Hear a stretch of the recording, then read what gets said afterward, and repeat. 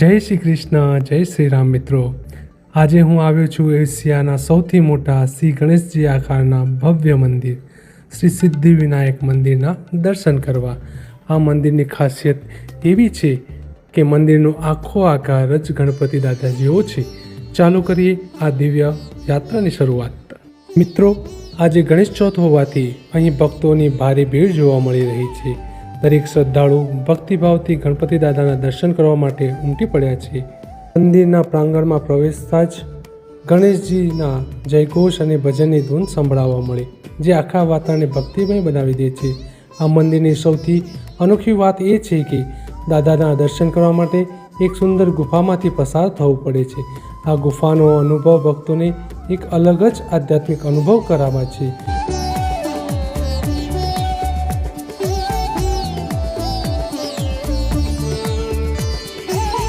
ગુફામાંથી આગળ વધતા જ શ્રી સિદ્ધિવિનાયક દાદાના ભવ્ય સ્વરૂપના દર્શન આપે છે।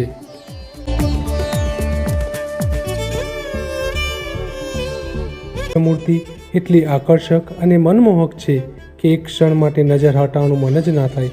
અહીં ભક્તો પોતાની મનની ઈચ્છાઓ પૂર્ણ કરવા માટે બાજુમાં આવેલા મૂષકરાજના કાનમાં પોતાની પ્રાર્થના અને મનોકામના કહેતા જોવા મળે છે।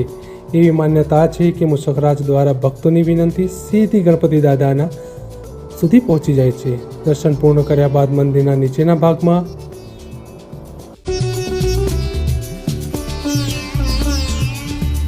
રુદ્રાક્ષથી બનેલું ભવ્ય શિવલિંગ અને ભારતના વિવિધ જ્યોતિર્લિંગ તથા પ્રસિદ્ધ શિવ મંદિરોના પ્રતિકરૂપ શિવલિંગોના દર્શન કરવાનો પણ લાભ મળ્યો।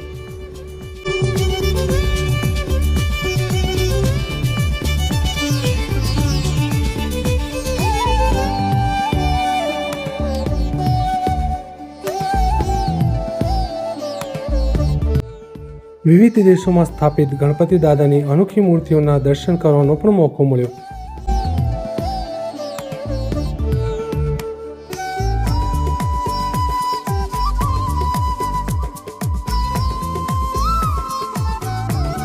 આ સમગ્ર પરિસર ભક્તિ, શાંતિ અને આધ્યાત્મિક ઉર્જાથી ભરપૂર છે। મિત્રો, આજે સિદ્ધિવિનાયક દાદાના દિવ્ય દર્શન કરીને અને મહાદેવના આશીર્વાદ મેળવીને હું મારા રોજિંદા કાર્ય માટે આગળ વધી રહ્યો છું।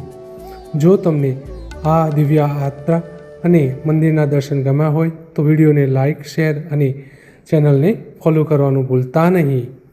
જય સિદ્ધિવિનાયક દાદા, હર હર મહાદેવ।